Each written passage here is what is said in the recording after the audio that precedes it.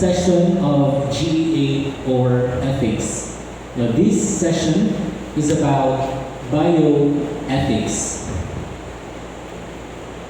In our previous discussions, we learned that ethics as a discipline or as a branch of philosophy is subdivided into three general subject areas, namely meta-ethics, normative ethics, and applied ethics. In the previous sessions, we explored the theories under normative ethics, from Plato to Aristotle to John Stuart Mill to Jeremy Bentham to Immanuel Kant. And we now proceed to another general subject area of ethics, and that is applied ethics. Now, there are a lot of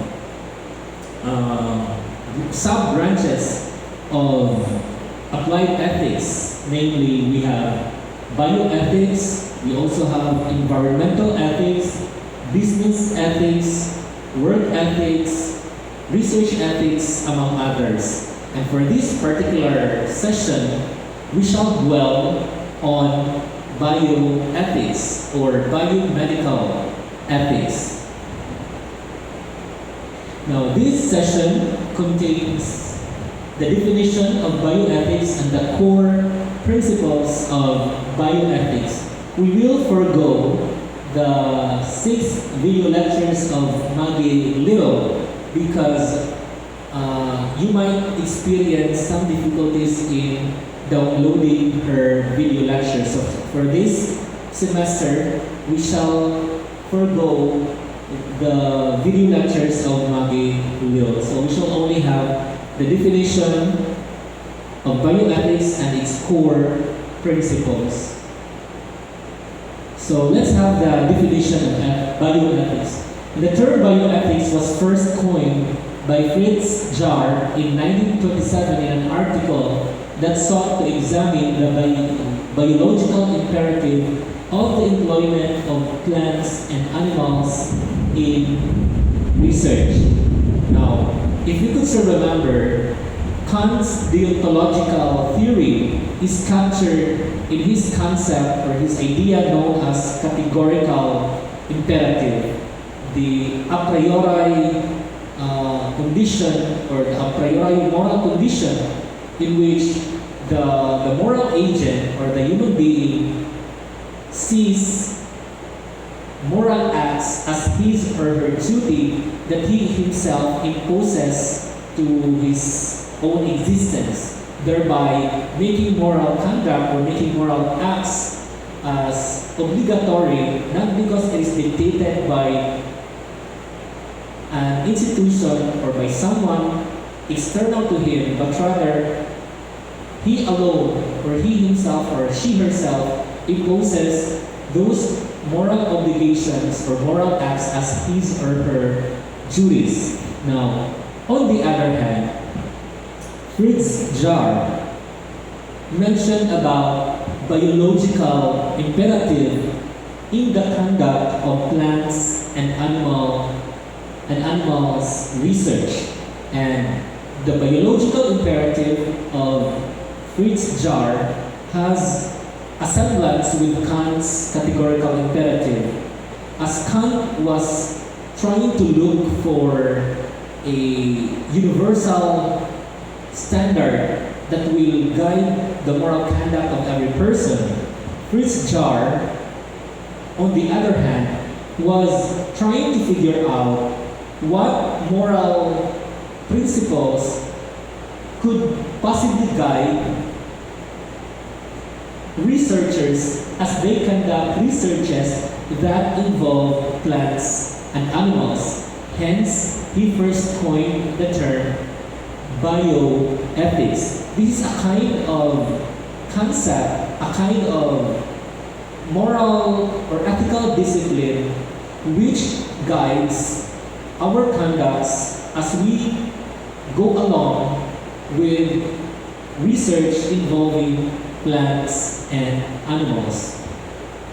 Bioethics employ ethical theories in philosophy in order to address some of the problems encountered in the field of clinical medicine. A while ago, I mentioned that bioethics is also called by other authors as biomedical ethics because bioethics involve principles and concepts and theories and ideas that guide medical practitioners or clinicians or healthcare workers as they perform their profession or their duties. So bioethics deal with questions in the morality of actions in the clinical setting and research fields. So in other words, bioethics and the principles that it espouses aim to guide clinical practitioners or medical practitioners or healthcare workers and researchers as they do their job, as they perform their profession. We now move on to the core principles used by healthcare providers in navigating certain issues pertaining to biomedical or bioethical issues. So what are these core principles? These principles include, first, we have autonomy. Second, beneficence. Third is non-maleficence. Fourth is utility. And fifth is justice. Now, I am pretty sure that if you were following or if you have remembered the previous sessions that we had, these terms, for example, autonomy, will sound familiar to you. Why did I say so? Because when we discussed Kant's moral philosophy, which is primarily deontological or in nature, particularly on the three contrasts that Kant mentioned,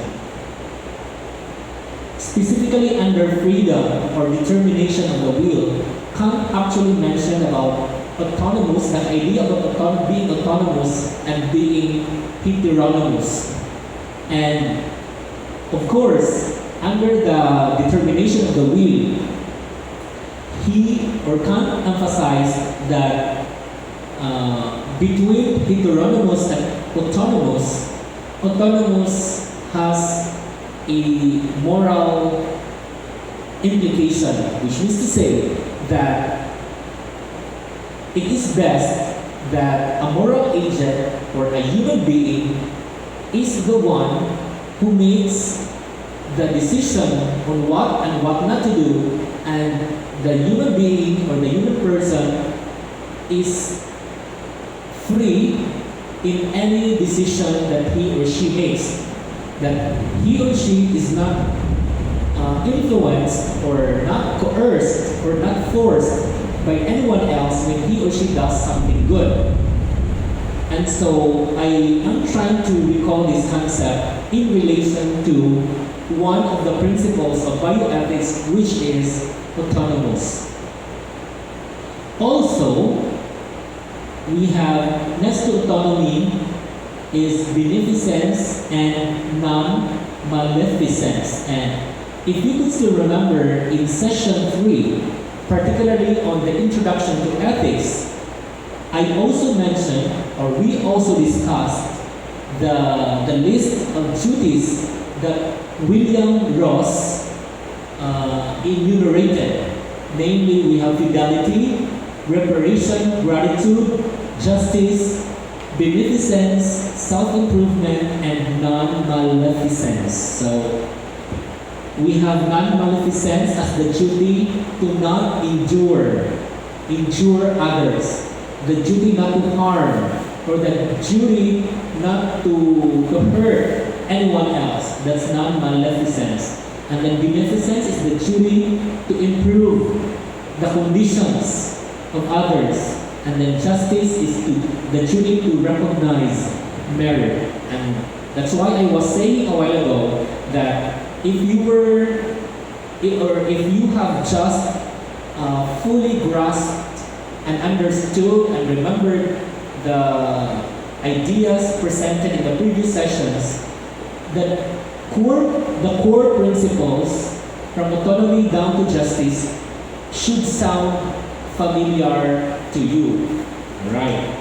And of course, utility, we have discussed that when we explored on utilitarianism by Jeremy Bentham and John Stuart Mill. Generally, utilitarianism, or the principle of utility, would tell us that we have the moral duty to promote the greatest happiness for the greatest number, or the greatest happiness of the greatest number. So we should always think of things, or we should always choose things, or we should always do things which are more favorable than unfavorable to everyone. Right. So I'm just trying to refresh your minds, because applied ethics, particularly or especially bioethics, in applied ethics, we are now trying to apply the theories and the principles laid down in normative ethics, which we have already discussed in the previous sessions. So, applied ethics basically is an application of the theories, the principles laid down in normative ethics. And one of the areas where ethical principles can be applied is in clinical setting or in medical research. Hence, we have bioethics or biomedical ethics, in which the principles again are autonomy, beneficence, non-maleficence, utility, and justice. And we shall discuss these principles one by one in the light of biomedicine or bioethics. Right. So let's first have autonomy. Autonomy is the first core principle that governs bioethics or biomedical ethics, which states that every person has the right to make informed decisions regarding their plan of care. Their decisions, or these decisions, should be made without coercion and respected by all. Now, if you have been to a doctor because of a certain health issue or a medical disease, you surely have noticed that doctors ideally would diagnose you, or will check what your disease really is, and will prescribe or will suggest, will explain to you that you should take this medicine. This medicine has this effect, or this is what the medicine will do to you. And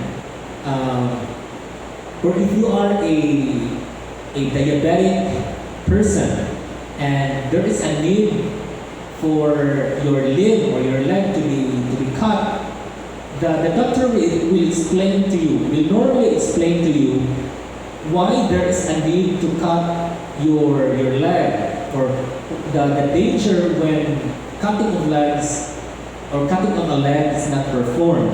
And after the discussion between the patient and the healthcare provider or the doctor should normally leave the decision to you as a patient. In other words, the doctor cannot and should not impose anything on you.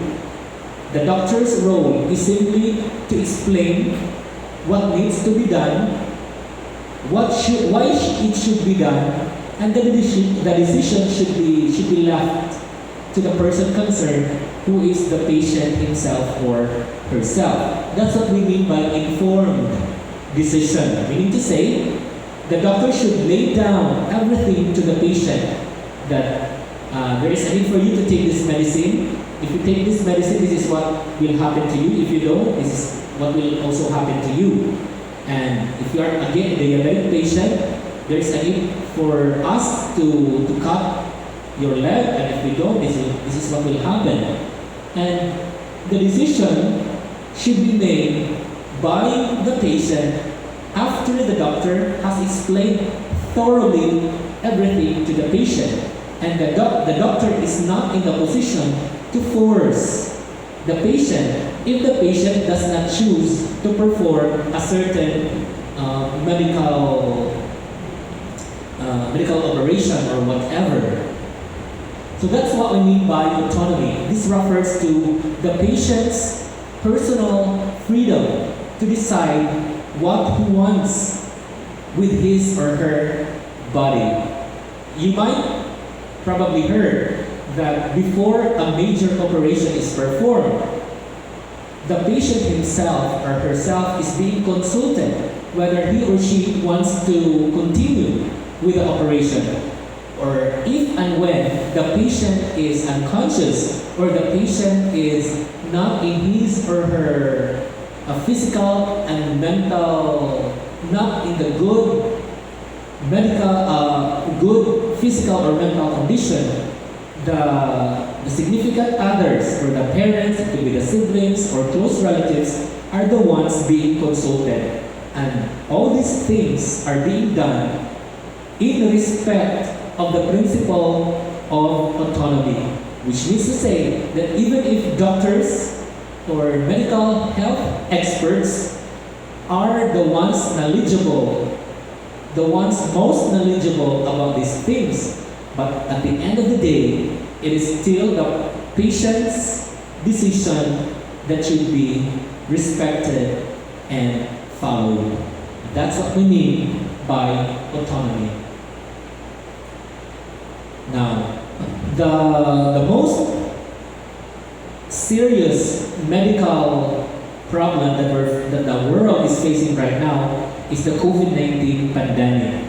And in the US, certain vaccine activists are pushing the idea that the government should not make vaccination mandatory, or the government is in no position to force persons to be vaccinated if the person himself or herself does not want to.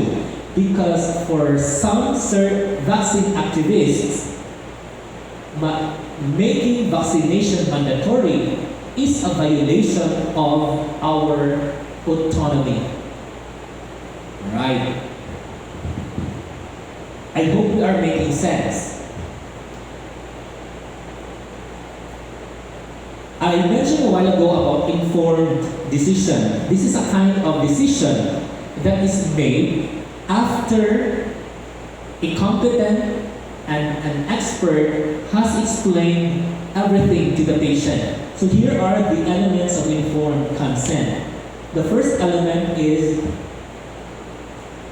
the competence to understand and decide. That's why I mentioned a while ago that if the patient is not in good physical and medical condition to make the decision, and so we cannot ideally seek the decision from him or her. If, for example, if the patient is mentally retarded, or if the patient cannot hear, and the patient cannot talk, or the patient has some mental disorder that limit his understanding of what the doctor is explaining or discussing, and so we cannot expect the patient to make the right decision for himself or herself. That's why we have to ensure that the patient has the capacity to fully understand and make the right decision for himself or herself. In the absence of such condition, that's the time that we consult his or her parents, his or her siblings, or his or her closest relatives. The second element is voluntariness. This is, I believe, the essence of autonomy, the free and the free decision to make. Meaning to say, you are not being compelled, you are not being forced by anyone else to choose one course of action over another course of action. Another is disclosure of material information. I also made mention a while ago that the doctor has to lay down everything. The doctor has to explain everything. That the doctor has to present all the options possible.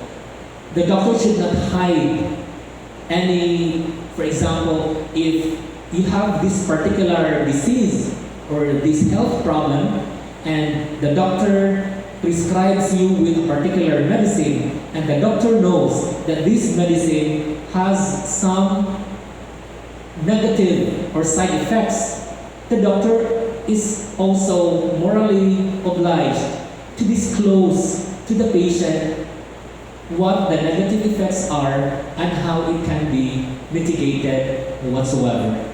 Fourth is recommendation of a plan. As I mentioned a while ago, that the role of the doctor is simply to explain all the options possible. The doctor is there to recommend a particular plan of action. The doctor is in no position to impose a certain decision. Fifth is understanding of what the doctor is explaining or discussing and understanding of the doctor's recommendation. And the sixth element is decision of the patient in favor of a plan that he or she chooses. And the last is authorization of the chosen plan. That is why, if you are aware, you probably know that before a major operation is performed, there is what we call as waiver. The patient is instructed to sign a form of agreement or a waiver that the operation should be performed. Without such authorization, the doctor is morally and professionally liable whatever will happen to the patient. We move on to the second core principle of bioethics, which is beneficence. Now, what is beneficence? This is anchored in the idea that every healthcare provider should do the most good for every patient in every situation. The doctors and the healthcare providers took oath, the so-called Hippocratic oath, that it is their moral and professional duty to preserve life, to preserve health, and to do the most good for every patient in every situation. And that's what they just have to do. That they have to ensure that all patients possibly receive the care that they deserve. However, reality would tell us that, at least in the Philippine situation, we are all aware that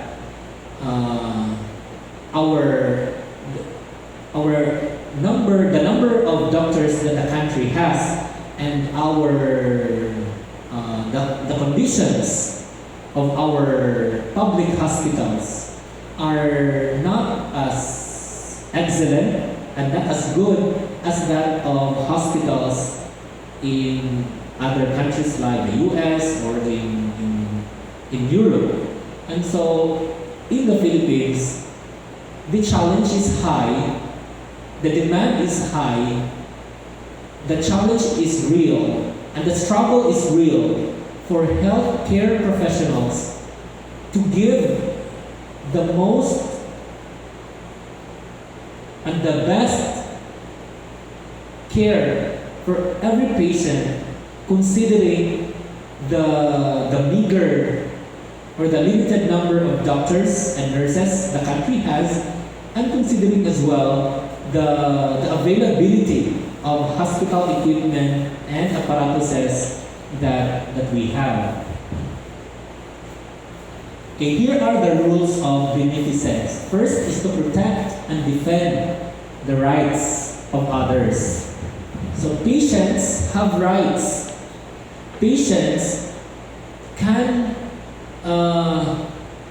so to say, demand for service from healthcare professionals, particularly in government hospitals, because the role of healthcare workers in the government is to serve and to provide the best care possible for patients who are in dire need of their services, particularly those patients who are in critical condition and those patients who are what we call as indigents, or people who cannot financially afford to pay for certain medical services. Another rule of beneficence is prevent harm from occurring to others. And we also remove conditions that will cause harm to others and help persons with disabilities and rescue persons in danger. That's why if you have been watching the news on the television, the healthcare workers in the country right now are overwhelmed by their jobs because of the spike of COVID-19 cases in the country. So the more COVID-19 cases we have in the country, the more our healthcare professionals will get overwhelmed by their jobs. Because again, as I mentioned, there is not enough doctors in the country which can cater all the health-related needs of the citizens in this country. But then again, it is their duty to rescue persons in danger. There are even cases, specific cases wherein due to the rising number of COVID patients in hospitals in the country, some hospitals have been reported to refuse acceptance or to refuse admission of some patients with non-COVID-19 related diseases. In fact, there was one pregnant woman who was about to give birth but was refused admission because the doctors and other healthcare professionals, or the midwives perhaps, are too busy with their current jobs. And these are things that we should look into. Is it morally right and ethically correct for the government hospitals to refuse persons who are in dire need of their services? The law in the Philippines would tell us that if a certain hospital cannot accommodate and cannot provide the service that the patient needs, it is not actually the patient who will look for another hospital, but rather the hospital where the patient first goes to should refer that patient to another hospital. In other words, it is the role of Hospital 1 to look for another hospital which can accommodate or provide the necessary medical services that the patient needs. On the whole, the concept of beneficence is the promotion of welfare, the promotion of best service and best care for patients.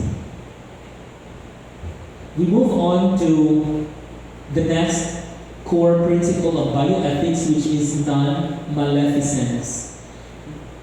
The word non-maleficence is taken from the root word male or malus, which means evil. So non-maleficence meaning to say the avoidance of evil, the avoidance of harm.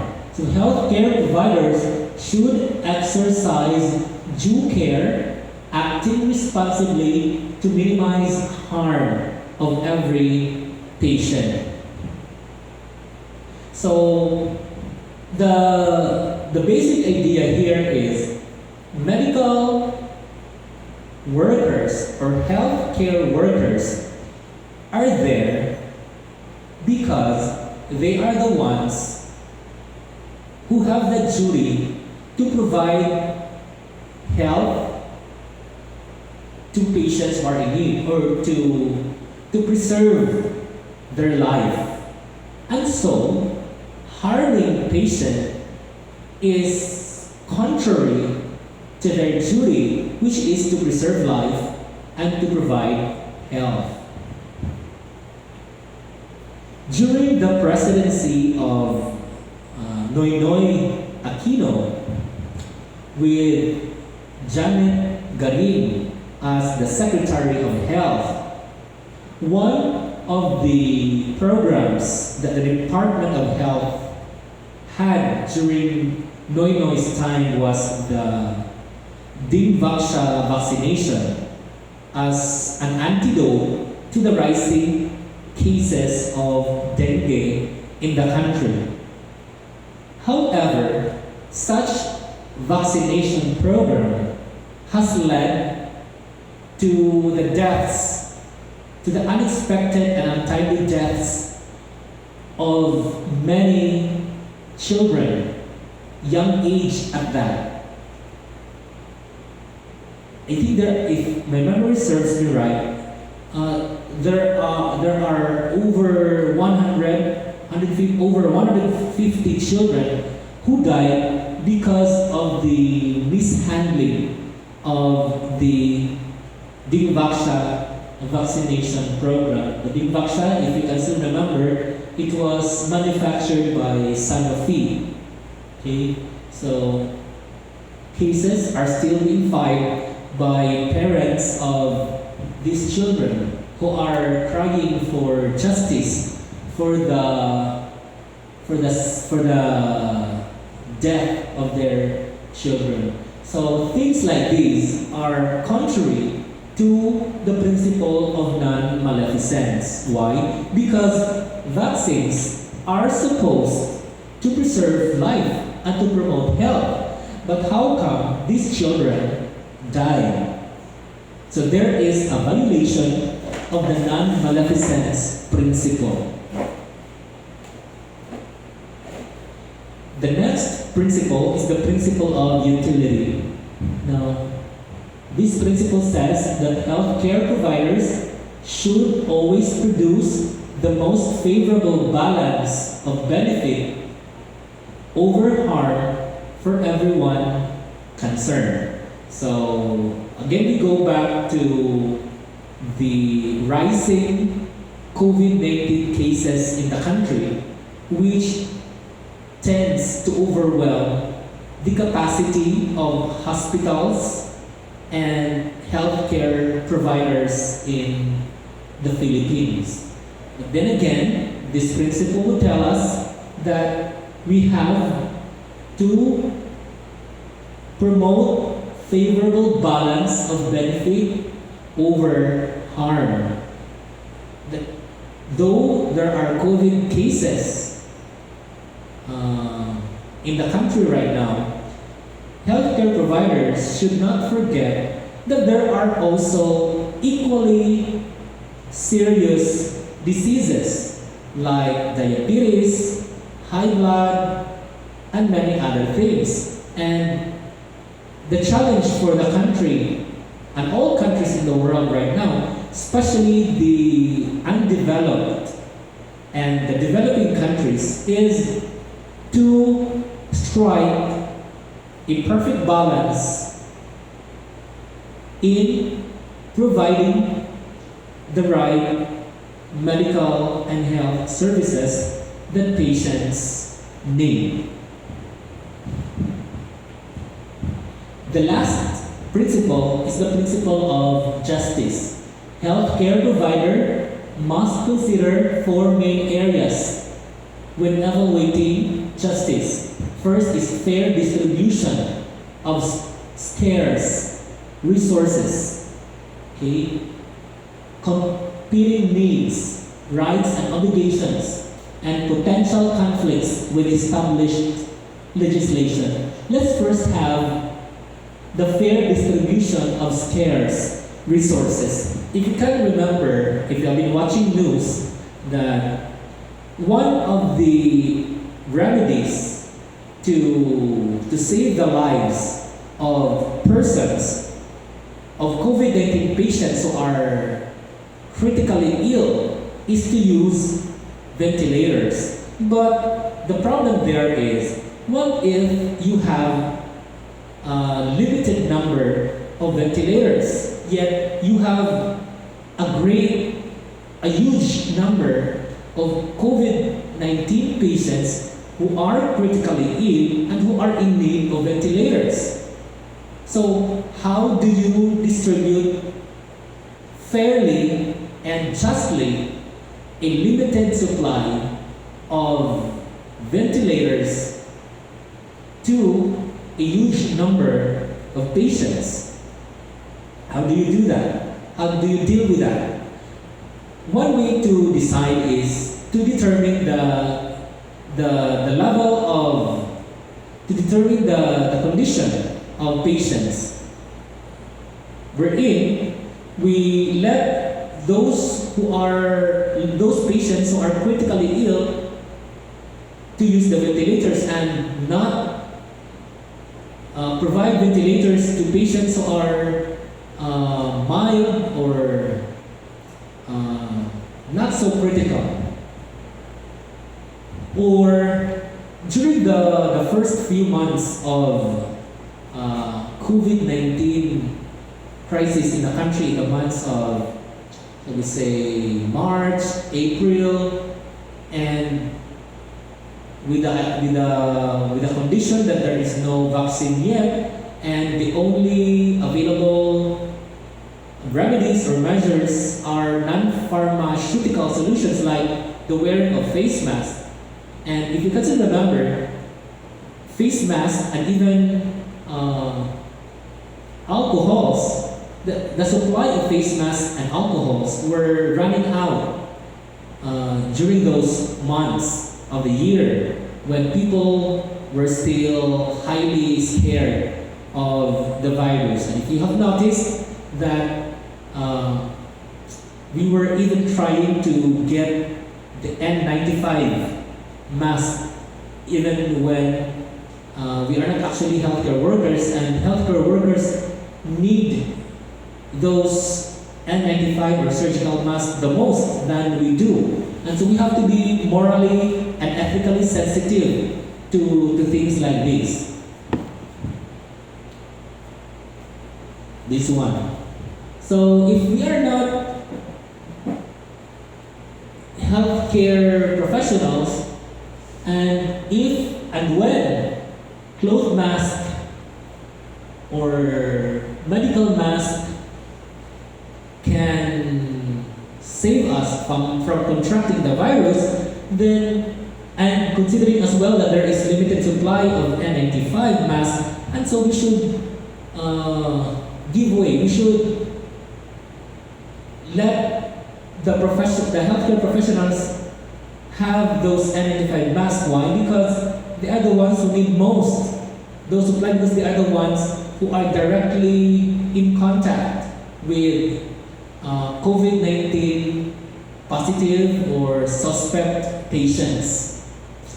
And this is what I was mentioning a while ago about the ventilators. And so, still in relation to justice on the competing needs, right now, we probably want to avail of the vaccine that will make us immune of COVID-19. However, vaccines are costly, and the country cannot afford to provide each of us, to provide all of us a vaccine. And so, if you have been watching news on television, the Philippine government has listed down the priority groups who are considered as most vulnerable to COVID-19. And as far as the principle of justice is concerned, these groups are the ones who are really entitled to have such vaccine or to get vaccinated, just like the healthcare professionals who are directly in contact with COVID patients. I think in the list are also the senior citizens, the uniformed personnel, among others, because these are the persons who are most vulnerable to the virus. Therefore, they deserve to be prioritized in the government's vaccination program. Another is the potential conflicts with established legislation. One example I can give to this is, if you can still remember, the Philippine government issued a ban of medical workers who wish to work outside the country. And the reason behind this is the medical professionals in the country right now ought to stay in the country and serve the Filipinos. However, if we put ourselves on the shoes of medical workers and considering the minimal salary that healthcare professionals get or have in this country compared with the salary of medical workers abroad, which is significantly high. And so we feel for the healthcare professionals who intend and who wish to go abroad in search for greener pasture. However, we also see the reason why the government has to ban the healthcare professionals from going out of the country in order to serve the Filipinos. So these are issues on potential conflicts with established legislation and then rights and obligations. While healthcare professionals have the right to work abroad, but they also have to consider their obligation to serve the country and its people.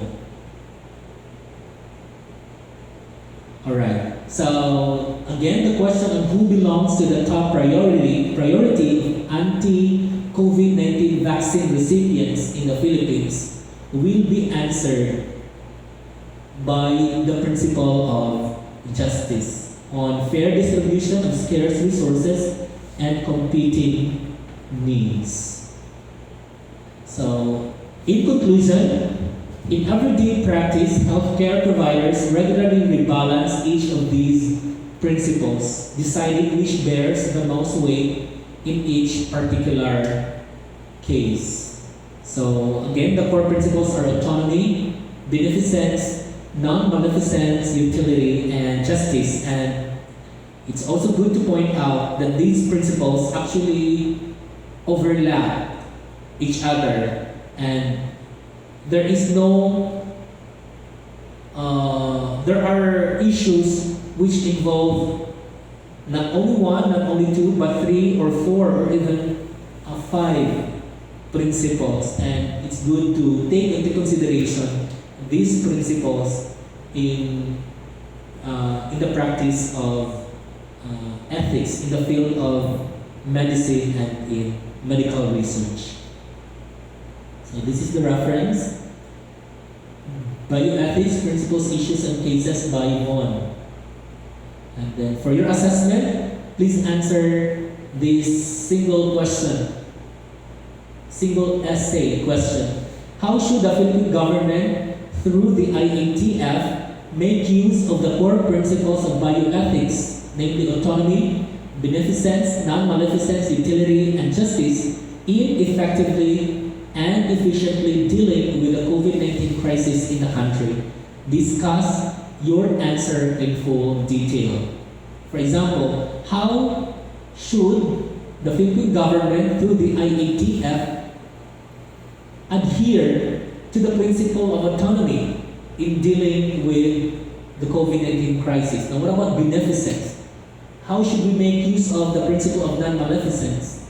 What about utility? How should we ensure justice as we deal with COVID-19 crisis in the Philippines? Submit your assessment number 13 output to my personal messenger account. This ends session 10 on bioethics in GEA. Keep safe, everyone. Stay healthy. See you in our next session.